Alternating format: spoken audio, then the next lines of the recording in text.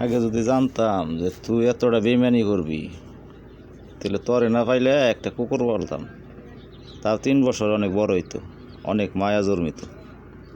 আর তোরে 3-4 বছর পারলাম, এখন পর্যন্ত 2-3-4 ডিভোর্সের পরও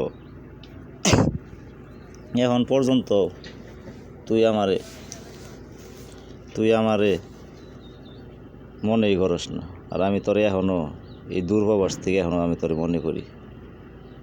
তাই বারবার মনে হয় যদি একটা কুকুরও যদি পুষতাম তাও এতটা বেমানি করতো না, মরার আগ পর্যন্ত সাথে থাকতো।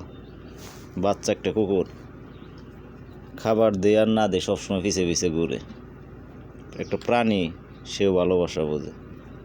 আর তুই সুবর্ণা আজও আমারে চিনলি না। এতবার ডিভোর্স হওয়ার পরে এখনও 1 বছর হইলো ডিভোর্স হয়েছে, তারপরও যখন আমি তোরে মনে করি আর তুই আমারে মনেই করিস না। কাফের যে ছিল আছে তো কাফের, এখনও কাফেরের থেকে বড় কাফের হলো তুই সুবর্ণা।